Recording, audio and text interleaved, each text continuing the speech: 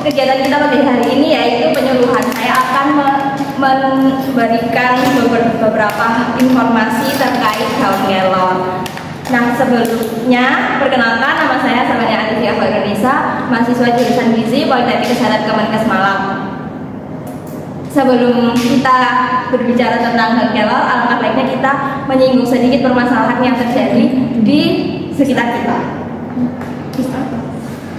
Nah, ibu-ibu kita semua tahu bahwasannya manusia itu kan mengalami masa pertumbuhan sejak kita bayi atau sebelum kita, bahkan kita dilahirkan, sejak kita masih dalam kandungan sampai hari ini kita itu telah mengalami pertumbuhan. Nah, ada 3 tipe pertumbuhan. Yang pertama yaitu bertambah, berkembang, yang ketiga itu tambah dan kembang. Bertambah itu biasanya kita sebutnya itu bertumbuh ya ibu. Ada yang tahu nggak bertumbuh itu apa? Tambah tinggi. Nah, ya betul.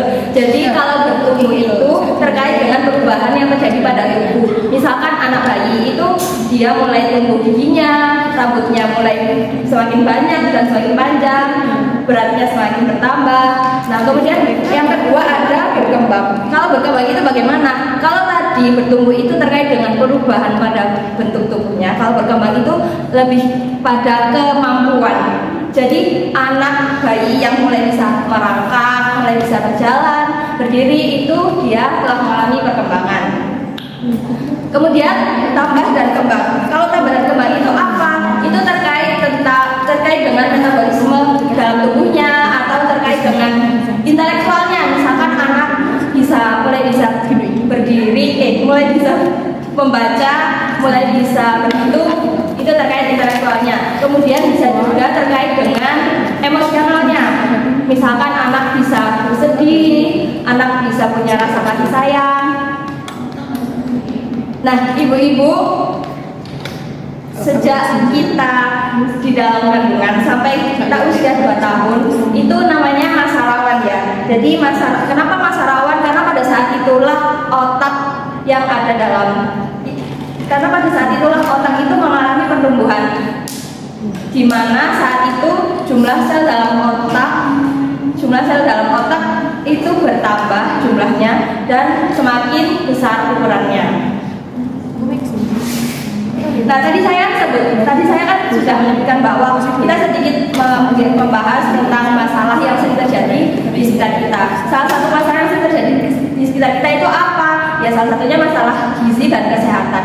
Masalah gizi dan kesehatan, terutama masalah gizi itu terbagi menjadi 2. Yang pertama yaitu masalah gizi kurang dan masalah gizi lebih. Misalkan masalah gizi kurang pada anak terjadi marasmus dan kwashiorkor. Pada ibu hamil mengalami kurang darah atau anemia. Kemudian seseorang bisa kekurangan vitamin A atau dia mengalami gondok yang artinya dia kurang mineral yodium. Kemudian kalau masalah gizi lebih itu seperti apa? Misalkan ini orang ini tiba-tiba terserang penyakit jantung karena dia terlalu banyak konsumsi lemak. Kemudian atau diabetes, dia terlalu banyak konsumsi gula dalam seharinya. Atau seseorang yang harus menjalani hemodialisis atau harus melakukan cuci darah karena mengalami gagal ginjal yang diakibatkan oleh terlalu banyak konsumsi junk food atau fast food seperti itu.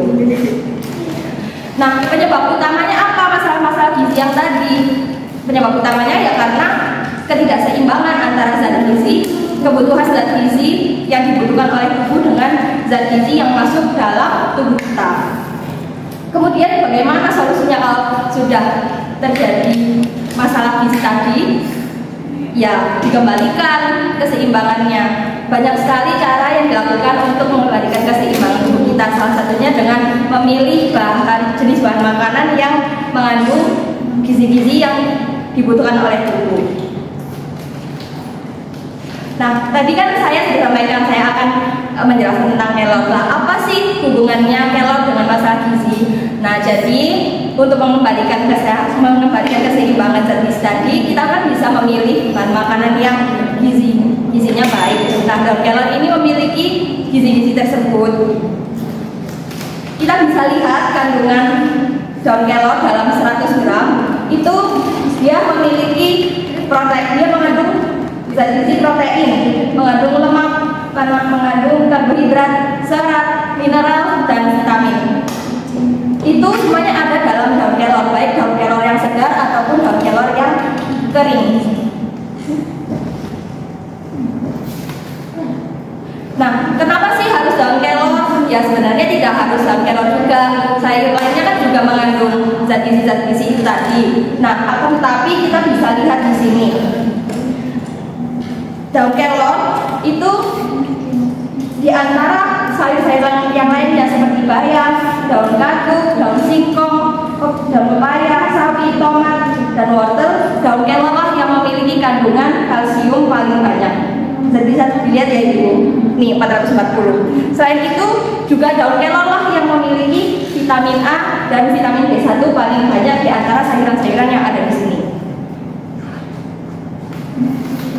Nah, dari kandungan-kandungan yang ada dalam daun kelor tersebutlah itu yang menyebabkan daun kelor, yang bisa membuat daun kelor itu bisa menjadi pencegah kanker.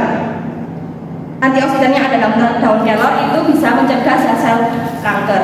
Kemudian selain mencegah sel-sel kanker, daun kelor juga mengatasi masalah gizi yang lainnya seperti gizi kurang, karena dia kan juga mengandung protein dan lemak. Kemudian bisa mengatasi anemia karena kandungan besi yang dikandungnya. Bisa mengatasi gondok juga karena ada kandungan iodium dalam daun kelor. Nah, ini adalah produk yang teman-teman dari Poltekkes Kemenkes Malang sudah buat. Jadi ini bisa merupakan olahan dari daun kelor, yaitu minuman tempe kelor. Seperti ini bentuknya. Tempe kelor. Terus juga teman-teman juga sempat membuat puding tempe kelor yang terbuat dari bahan-bahan ini. Nah, sampai sini mungkin ibu-ibu ada yang ingin ditanyakan terkait daun kelor? Tidak ada, baiklah kalau tidak ada, berarti saya simpulkan sekali lagi bahwasannya daun kelor itu memiliki banyak sekali manfaat. Salah satunya antioksidan yang ada dalam daun kelor itu bisa mencegah pertumbuhan sel kanker. Daun kelor juga bisa mengatasi anemia. Daun kelor juga bisa mengatasi gizi kurang. Lainnya seperti gondok. Baik ibu-ibu, sampai di sini. Terima kasih sudah hadir di kegiatan siang hari ini. Semoga apa yang saya sampaikan bermanfaat untuk ibu-ibu. Saya mohon maaf apabila ada salah kata. Wassalamualaikum warahmatullahi wabarakatuh.